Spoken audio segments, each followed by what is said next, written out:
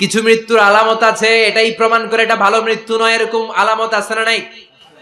এক নম্বরে হলো আল ইন্তেহার, আত্মহত্যার মৃত্যু। সমাজে আছে না নাই? উখিয়াতে তো নাই না? এদিকেও মরে, কি জন্য? কেন মরে? হ্যাঁ, বয়ফ্রেন্ড গালি দিছে এজন্য? হ্যাঁ, মান ক্বাতালা নাফসাহু বিশাইইন উযযিবা বিহি ইয়াউমাল কিয়ামাহ। যে জিনিস দিয়ে যে যাকে মেরেছে, আত্মহত্যা করেছে, সুইসাইড করেছে, কিয়ামতের দিন ওই জিনিস দিয়ে সে তাকে মারবে, এটাই হবে তার শাস্তি।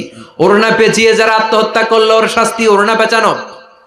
বিষ খেয়ে যারা মারা গেল তার শাস্তি জাহান্নামের বিষ খাবে আর চিৎকার করবে। ছুরি ঢুকিয়ে যারা মারা গেল জাহান্নামের আগুনে ঝলসানো ছুরি শুধু ঢুকাবে। আল্লাহ আত্মহত্যা থেকে বাংলাদেশে বাঁচাও, আমাদের ছেলে মেয়েগুলারে বাঁচাও। চিৎকার দিয়ে বলেন আমিন। আত-তাআক্কুদ ফিল লিসান ফিলা ইলাহা ইল্লাল্লাহ।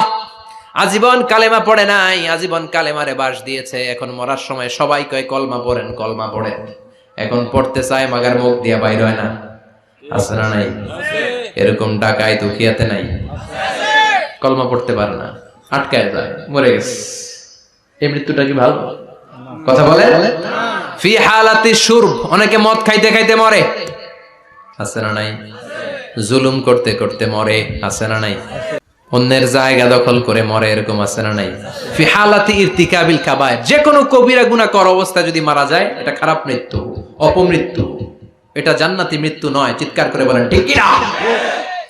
এরপর ফি সাখাতিল ওয়ালিদাইন, বিশ্বনবী বললেন কোন ছেলে যদি মারা যায় এমন অবস্থায় মা বাবা তার উপর রাগান্বিত, এটা ভালো মৃত্যু?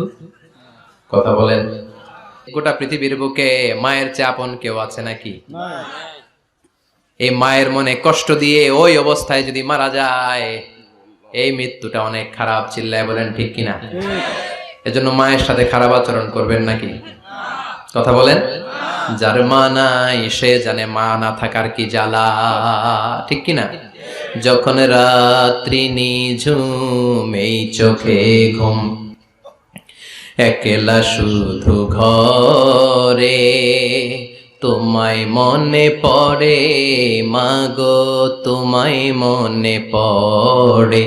যখন রাত্রি নিঝুম এই চোখে ঘুম, একলা শুধু ঘরে তোমায় মনে পড়ে মাগো, তোমায় মনে পড়ে।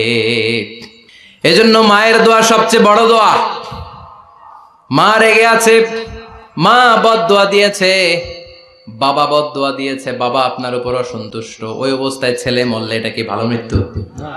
এরপরে স্বামী যদি নাখোশ থাকে স্ত্রীর উপর, স্বামী যদি স্ত্রীর উপর রেগে থাকে, অসন্তুষ্ট থাকে, ওই অবস্থায় স্ত্রী যদি মারা যায় এটাও খারাপ মৃত্যু।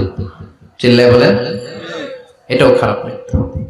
এরপরে লাউ ফারিহাল মুসলিমুনা বিমাউতি, কোন লোক মারা গেলে যদি এলাকার মুসলমানরা খুশি হয়, এটা কি ভালো মৃত্যু নাকি? কোন লোক মারা গেলে এলাকার মুসলমানরা যদি আল্লাহর শুকরিয়া করে, এটা কি ভালো মৃত্যু নাকি? আমরা কি ভালো মৃত্যু চাই নাকি খারাপ? আমরা শাহাদাতি মৃত্যু চাই, ঈমানের মৃত্যু চাই। পড়েন আমিন। এজন্য রব্বুল আলামিন বলেন বাল তুসিরুনাল হায়াতাদ দুনিয়া ওয়াল আখিরাতু খায়রুন ওয়া আবকা। ক্ষণস্থায়ী দুনিয়াটাকে তোমরা বড় মনে করো, এটা বড় না, বড় হলো আখিরাতের জীবন। এজন্য আখিরাতের জীবনের জন্য প্রস্তুতি দরকার, আছে না নাই? মরণ হচ্ছে সবচেয়ে বড় প্রস্তুতি, মরণের চিন্তা। মান কানা ওয়াইদান ফাল মাউতু ইয়াকফি, যে নিজেকে সোজা করতে চায় মৃত্যুর চিন্তাই তার জন্য যথেষ্ট। আজকের এই আলোচনার পরেও কি আমাদের টনক নড়বে না? আজকের এই কথাগুলোর পরেও কি মৃত্যু নিয়ে আমরা ভাববো না? আজকের আলোচনার পরেও কি আমার হিসাব শুরু হওয়ার আগে আমি একটু নিজের হিসাব কষে নিব না? আল্লাহ আমাদের সবাইকে কথাগুলো বুঝার ও আমল করার তৌফিক দান করুক।